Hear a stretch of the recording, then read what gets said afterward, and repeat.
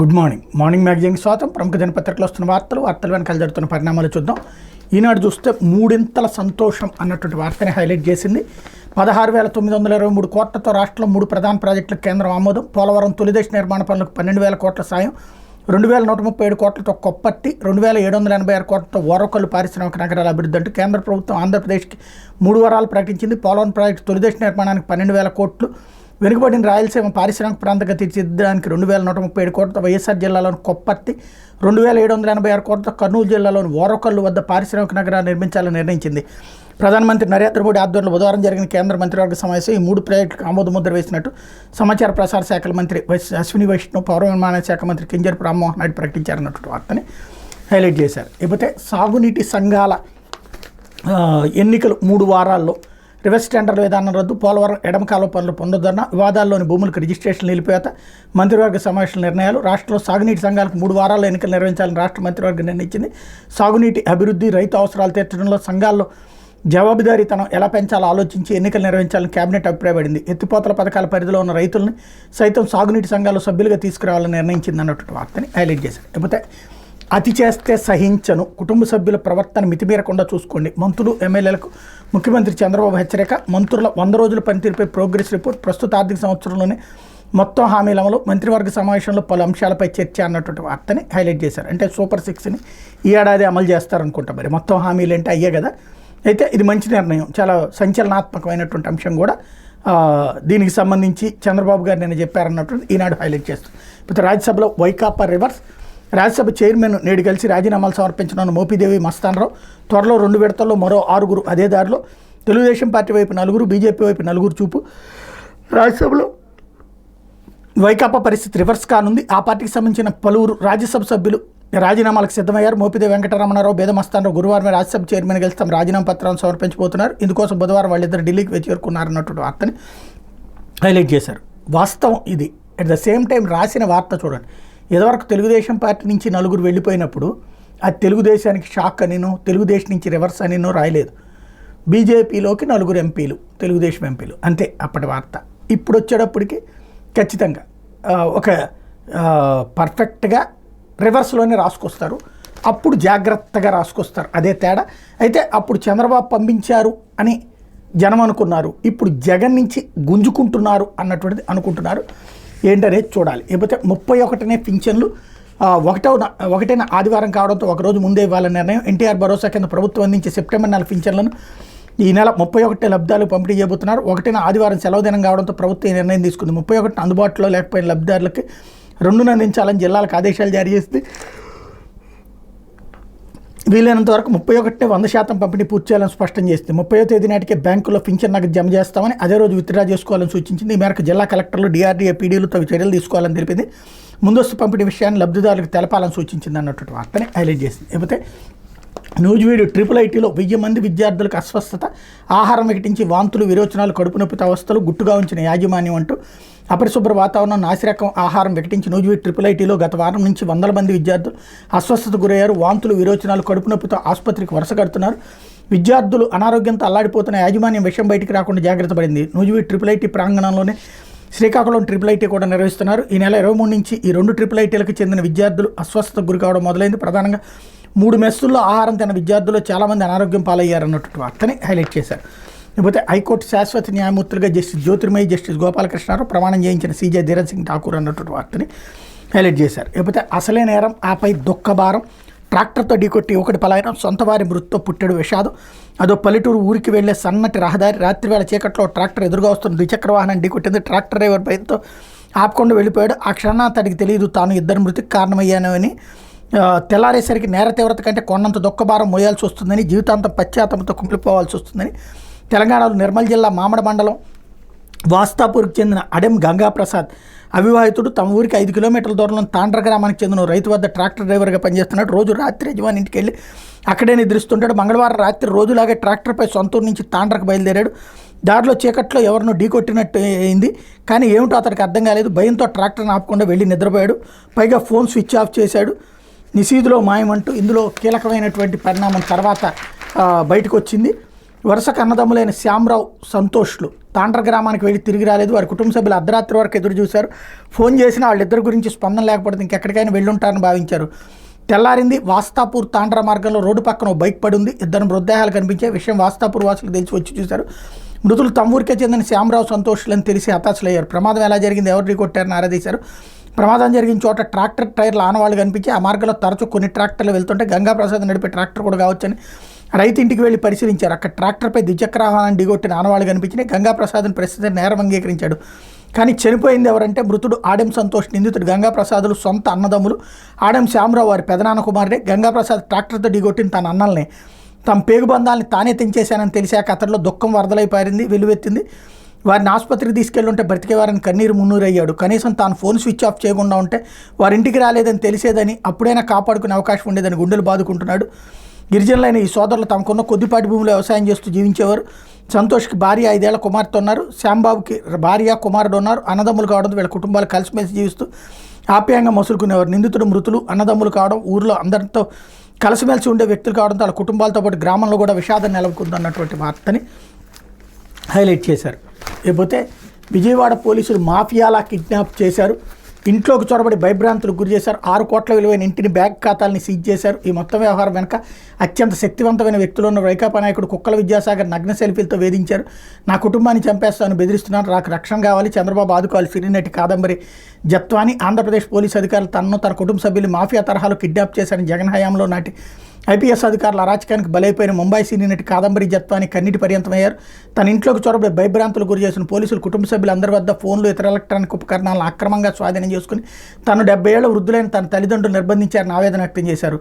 6 కోట్ల విలువైన తన ఇంటిని, కుటుంబ సభ్యుల బ్యాంక్ ఖాతాలను సీజ్ చేశారని వేధించారని వాపారు. చివరికి రోజువారీ ఖర్చులకు అప్పు చేయాల్సిన దుస్థితి కల్పించారని చెప్పారు. విజయవాడ పోలీసులు తమ వద్ద స్వాధీనం చేసుకుని సెల్ ఫోన్లు, ఎలక్ట్రానిక్ ఉపకరణాలను, ఆధారాలన్నింటిని ట్యాంపర్ చేశారని చెప్పారు. ఈ మొత్తం వ్యవహారం వెనక అత్యంత శక్తివంతమైన వ్యక్తులు ఉన్నారు. భారీగా డబ్బులు వెచ్చించి తమను అక్రమ కేసుల్లో ఇరికించారని వెల్లడించారు. ఈ అమ్మాయి గురించి వీళ్ళు అనవసరంగా, నేను మొన్ననే చెప్పాను, 2 రోజుల నుంచి రాస్తున్నారు దీని వెనకాల ఏదో గేమ్ ఉంది అన్నది.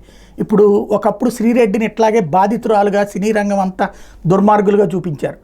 ఇప్పుడు ఈ కేసులో కూడా అదే జరుగుతుంది. మన పారిశ్రామికవేత్తల్ని వెధవల్ని చేసి చూపెడుతున్నాం.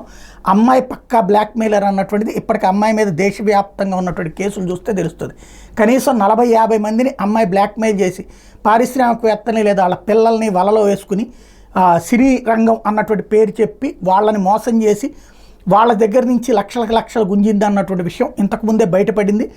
జిందాల్ని కూడా అలాగా వేధించబోతేనే కేసు పెట్టినటువంటి పరిస్థితి విషయం అది. కాబట్టి అమ్మాయిని మొదట ఇక్కడేదో జగన్ మీద ద్వేషంతోనో లేదా జగన్ హయాంలో ఉన్నటువంటి వాళ్ళని ఎవరినో దొంగల్ని చేయడానికో ప్రయత్నించి ఒక దుర్మార్గురాల్ని కాపాడుకొస్తున్నారేమో చెక్ చేసుకోవాల్సినటువంటి అవసరం అయితే ఉంది. లేకపోతే జగన్ ప్రవాసీ మాయాజాలం అంటూ గత ప్రభుత్వ హయాంలో భారీగా యూరో ఎగ్జిమ్ బ్యాంక్ గ్యారంటీలు, వాటి విలువ 542 కోట్లు, పెద్దిరి శాఖలవే 480 కోట్ల రూపాయలు అన్నటువంటి వార్తని హైలైట్ చేశారు. గ్యారంటీ ఉందా లేదా అనేది బ్యాంక్ వాళ్ళని అడగాలి. కానీ ఏ గ్యారంటీ తీసుకుంటే state bank of India guarantee ఇవ్వాలి, లేకపోతే ఆంధ్ర బ్యాంక్ గ్యారంటీ తీసుకోవాలి, అది మాత్రమే కరెక్ట్ అని ఎవరు చెప్తారు? ఏ ప్రభుత్వానికి ఆ ప్రభుత్వానికి సంబంధించి. ఇంకోటి, ఇవాళ ఏ సంస్థలు కూడా ప్రభుత్వ బ్యాంకుల నుంచి కార్యకలాపాలు నడుపుకోవాలనుకోవట్లేదు. ఎందుకంటే ప్రభుత్వ బ్యాంకులతో తలనొప్పి అని. ప్రైవేట్ బ్యాంకులు అయితేనే ఇస్తుంటాయి, అందులో అంతర్జాతీయ బ్యాంకులతోనే లింక్ అయ్యి ఉంటాయి. అసలు ఈ గ్యారంటీలు ఒరిజినలా కాదా అని తెలిస్తే సరిపోతుంది. ఒరిజినల్ అయితే ఏ బ్యాంక్ అయితే మనకేంటి, అది కాకుండా అయితే తప్పు తప్పించి. కాకపోతే ఏదో ఒకటి బురద చల్లాలి కాబట్టి నడిపిస్తున్నారు. లేకపోతే సాక్షి ఖజానాకు కన్నం అంటూ రివర్స్ టెండరింగ్ రద్దు, కేబినెట్ ఆమోదం. మళ్ళీ 2014-19 పాత టెండర్ విధానం అమలు, కూటమి సర్కార్ గ్రీన్ సిగ్నల్. చంద్రబాబు పాలనలో అంచనాలు పెంచేసి అధికారులకు కట్టబెట్టిన వైను. ఆ తర్వాత మొబిలైజేషన్ అడ్వాన్సులు, కాంట్రాక్టర్ నుంచి అవే కమిషన్లుగా వసూలు, అక్రమ వ్యవహారాలతో ఖజానాపై 20,000 కోట్లకు పైగా పెనుభారం. అధికారంలోకి రాగానే టెండర్ల వ్యవస్థను సంస్కరించిన వైఎస్ జగన్ 100 కోట్లు అంతకంటే ఎక్కువ విలువైన పన్నులు టెండర్ జ్యుడిషియల్ ప్రివ్యూకు, 1 కోటి అంతకంటే ఎక్కువ విలువైన పన్నులకు. రివర్స్ టెండరింగ్లో టెండర్లు, అత్యంత పారదర్శక టెండర్లో పాల్గొనేందుకు కాంట్రాక్టర్ల పోటాపోటీ. కాంట్రాక్ట్ విలువ కంటే తక్కువకే పనులు చేసేందుకు ముందుకొచ్చిన కాంట్రాక్టర్లు 59 నెలల్లో 3,60,448 కోట్ల విలువైన 4,36,164 పనులకు టెండర్లు నిర్వహించిన వైఎస్ఆర్సీ ప్రభుత్వం దేశ చరిత్రలో ఇదో రికార్డు. కాంట్రాక్టర్ల మొబిలైజేషన్ అడ్వాన్సులు రద్దు. పట్టిసీమ టెండర్లో 254 కోట్ల రూపాయలు, 57 కోట్ల రూపాయలు లూటి. 2017-18లోనే కడిగేస్తూ కాగ్ని వేదిక. వైకుంఠపురం బ్యారేజీ పన్నులు వ్యయాన్ని 400 కోట్లు పెంచేసి 13.19% అధికారులకు నవయోగాకు దారాదత్తం. పోలవరం హెడ్ వర్క్స్లో జల విద్యుత్ కేంద్రం పనులకు నవయోగాకు 4.8% అధికారులకు 3,216 కోట్లకు అప్పగించిన బాబు. మళ్ళీ ఇప్పుడు అదే రీతిలో కాంట్రాక్ట్తో కలిసి ఖజానా దోచేందుకు సిద్ధం అన్నటువంటి వార్తని హైలైట్ చేశారు. లేకపోతే ఇక రివర్స్ గేర్ అంటూ రేషన్ డోర్ డెలివరీ రద్దు, రివర్స్ టెండర్ల విధానానికి రామ్రామ్, సెబ్ను కూడా రద్దు చేసి ఎక్సైజ్ శాఖ పునర్వ్యవస్థీకరణ, వివాదాస్పద భూముల రిజిస్ట్రేషన్ నిలిపివేత, ప్రభుత్వ చిహ్నంతో 21.86 లక్షల పట్టాదారు పాస్ పుస్తకాలు మళ్లీ పంపిణీ, 22A భూముల వివాదాలపై రెవెన్యూ సదస్సుల నిర్వహణ, 90 రోజుల్లోకి సాగునీటి రైతు సంఘాలకు ఎన్నికలు, 1226 కోట్లతో పోలవరం ఎడవకాలకు లిఫ్ట్, కేబినెట్ నిర్ణయాలు వెల్లడించిన మంత్రి కొలుసు పార్థసారథి అన్నటువంటి వార్తని హైలైట్ చేశారు. అయితే అటు కోట్ల మూటలు, ఇటు నీతి మాటలు, రాజకీయాల్లో విలువలు ఉండాలంటూ సీఎం చంద్రబాబు ప్రవచనాలు, వైఎస్ఆర్సీపీ రాజ్యసభ సభ్యులకి భారీగా ప్రలోభాలేరా, ఒకవైపు నీతి రాజకీయాలు, మరోవైపు నీతి సూత్రాలు, చేపలు మింగడానికి ముందు కొంగ మాదిరిగా దొంగ జపం, కుట్ర క్షుద్ర రాజకీయాలకు బ్రాండ్ అంబాసిడర్ బాబే, ఎస్సీ ఎస్టీ బీసీ సామాజిక వర్గాలకు పెద్ద బీటీస్ వేసి పెద్దలకు సభకు పంపింది వైఎస్ జగనే అన్నటువంటి వార్తని హైలైట్ చేశారు. లేకపోతే దర్పమా అధికార దాహమా అంటూ ఆమె ప్రజాప్రతినిధి కాదు, ప్రభుత్వాధికారి కూడా కాదు, అయినా ప్రభుత్వ కార్యాలయాలను తనిఖీ చేయడమే కాకుండా ఏకంగా ప్రభుత్వ ఆసుపత్రి సూపరింటెండెంట్ కుర్చీలో కూర్చుని అధికార దర్పం ప్రదర్శిస్తోంది. ప్రకాశం జిల్లా దర్శిలో టీడీపీ తరఫున ఎమ్మెల్యే అభ్యర్థిగా పోటీ చేసి ఓటమి పాలైన గొట్టిపాటి లక్ష్మి నియోజకవర్గానికి తానే ఎమ్మెల్యే అయినట్టుగా ప్రవర్తిస్తున్నారు. బుధవారం ఏకంగా దర్శి ప్రభుత్వ ఆసుపత్రిలో తనిఖీలకు వెళ్ళి అక్కడ ఫైళ్లను పరిశీలించారు. అంతటితో ఆగకుండా నేరుగా సూపరింటెండెంట్ కుర్చీలో కూర్చుని ఆయనేమో ఎదురు కుర్చీలో మరో 2 డాక్టర్లను నిలబెట్టి మాట్లాడారు. సూపరింటెండెంట్ సైతం ఆ ముందు చేతులు కట్టుకుని మరి అపార విధేయత చాటుకున్నారు. ఆ ముందు సూపరింటెండెంట్ ఇలా సాగిలపట్టం చూసిన ఆసుపత్రి సిబ్బంది అధికారులు విస్తుపోయారు అన్నటువంటి వార్తని హైలైట్ చేశారు. లేకపోతే విదేశీ విద్యా పథకానికి మంగళం అంటూ పథకం కొనసాగింపై స్పష్టత ఇవ్వని కూటమి ప్రభుత్వం 2 నెలలుగా తెరుచుకొని జ్ఞానభూమి ఆన్లైన్ పోర్టల్, ఎన్నికల ముందు దరఖాస్తులు చేసిన అభ్యర్థులు ఎదురుచూపులు, ప్రభుత్వ సాయంపై ఆధారపడి విదేశాలకు వెళ్లిన విద్యార్థులు పరిశీలన పూర్తయిన పట్టించుకుని సర్కార్ అంటూ విదేశాల్లో ఉన్నత విద్య అభ్యసించే విద్యార్థుల కోసం అందించే ప్రభుత్వ సాయానికి ఎన్నికల ముందు నుంచే పేద విద్యార్థులు పెద్ద ఎత్తున దరఖాస్తు చేసుకున్నారు. వాటిలో కొన్ని దరఖాస్తులు పరిశీలన పూర్తిగా మరికొందరు అర్హతపై ఇంటర్వ్యూ సైతం పూర్తయింది. వాళ్ళ పరిస్థితి ఇప్పుడు ఏం చేయాలో తెలియని అయోమయంలో పడింది. వైఎస్ఆర్సీ ప్రభుత్వం గత ఏడాది డిసెంబర్ వరకు 107 కోట్లను విదేశీ విద్యా పథకం కింద పేద విద్యార్థులకు అందించింది. ఏడాది జనవరి నుంచి వచ్చిన దరఖాస్తులు పరిశీలించి కొందరికి ఇంటర్వ్యూలు కూడా అధికారులు పూర్తి చేశారు.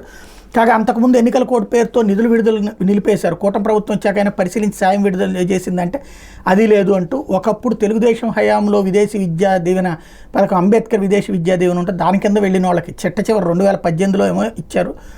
ఆ తర్వాత వాళ్ళకి వైసీపీ గవర్నమెంట్ వచ్చి డబ్బులు ఇవ్వకుండా ఆపేసింది. ఇప్పుడు వైసీపీ టైంలో సెలెక్ట్ అయినటువంటి వాళ్ళకి తెలుగుదేశం ఆపేస్తుంది. అంటే ప్రభుత్వాన్ని నమ్ముకుని విదేశాలకు వెళ్ళొద్దు అన్నటువంటిది ఈ ఇద్దరిది చూస్తే తేలేటటువంటి సంకేతం. లేకపోతే 15 మందికి పైగా గురుకుల విద్యార్థులకి అస్వస్థత అంటూ నాయుడుపేట బిఆర్ అంబేద్కర్ బాలూరు గురుకుల పాఠశాల మళ్లీ ఘటన, ఫుడ్ పాయిజన్తో విద్యార్థులు తీవ్ర అనారోగ్యం, ప్రైవేట్ ఆసుపత్రుల్లో చూపించుకోవాలంటూ పలువురు విద్యార్థులను ఇళ్లకు పంపించే ఇబ్బంది అన్నటువంటి వార్తని హైలైట్ చేశారు. లేకపోతే ఆంధ్రజ్యోతి ఏపీకి పారిశ్రామిక మణిహారం అన్నటువంటి వార్తని హైలైట్ చేసింది. అలాగే ఆ ఐపీఎస్ల పనులంటే అసహ్యం వేస్తోంది అంటూ కామ పార్టీల గురించి మాట్లాడాల్సి వస్తుంది. నాటి పాలకులు బాధ కలిగించలేదా, పాలకులకు బాధ కలిగించేదా, వాళ్ళని అదుపు చేయాలనిపించలేదా, ప్రభుత్వాన్ని నడిపేది ఇలాగైనా, ఇలాంటి వాళ్ళు ప్రజాస్వామ్యానికి అక్కర్లేదు అంటూ సీఎం అన్నారన్నటువంటి వార్తని హైలైట్ చేశారు. వైసీపీ స్థాయికి మనం దిగజారద్దు అన్నటువంటి కోణంలో రాసుకొచ్చారు. లేకపోతే పోలవరానికి 12,127 కోట్లు కేంద్ర కేబినెట్ ఆమోదం అన్నటువంటి వార్తని హైలైట్ చేశారు. జగన్కి బిగ్ షాక్ అంటూ వైసీపీకి మోపీదేవి గుడ్ బై, ఎమ్మెల్సీ పోతులు సునీత కూడా అన్నటువంటిది రాశారు. లేకపోతే చిత్రహింసలు పెట్టారు అంటూ ముంబై నటి కాదంబరి, ఆమె తల్లి ఆశ ఆవేదన, కుటుంబ సభ్యులతో మాట్లాడిన ఏపీ అధికారులు అన్నటువంటి వార్తని హైలైట్ చేశారు. లేకపోతే ఎంత ఉదారత బాబు అంటూ పులివెందుల బిల్లులన్నీ క్లియర్, గత టీడీపీ ప్రభుత్వంలో పనులు చేసిన వారికి ఇప్పటికీ పెండింగ్ బకాయిలు 1,50,000 కోట్లకు పైనే, బాధితుల్లో చాలామంది టీడీపీ వారే, కానీ పులివెందులతో పాటు కడప కాంట్రాక్టర్లకు 100 కోట్లు చెల్లింపు, ఎవరు చెప్తే ఆ బిల్లులు చెల్లించారు, జగన్ కళ్ళల్లో ఆనందం కోసమైన ఆర్థిక శాఖ తీరుపై సర్వత్రా విస్మయం అన్నటువంటి వార్తను రాసుకొచ్చారు. అంటే చంద్రబాబు హయాంలో కూడా పులివెందులకు ఫస్ట్ బిల్లులు వెళ్ళిపోయినాయి అన్నట్టు. అక్కడ విశేషం ఏంటంటే పులివెందులకు వెళ్ళిందంటే అక్కడ తెలుగుదేశం వాళ్ళ టెండర్లు అవన్నీ ఎవరు సీఎం రమేష్ అయ్యి ఉంటాడు, లేకపోతే కనుక అక్కడ ఉన్నటువంటి బీటెక్ రవిది అయ్యి ఉంటాడు. అందుకని వాళ్ళు పని చేయించుకుని ఉంటారు. అది బాబుని కాదు అనాల్సింది, పార్టీ కోసమే చేసి పెట్టుంటారు. అంతకుముందు వాళ్ళకి బిల్లులు ఇచ్చారు అంటే విషయం అక్కడ పేరుకి వైసీపీ, అక్కడ వైసీపీ వాళ్ళు జగన్ తిట్టుకునేది ఏంటి, వైసీపీ అధికారంలోకి వచ్చిన టెండర్లన్నీ కూడా పనిచేసుకుందంతా తెలుగుదేశం వాళ్ళే అని.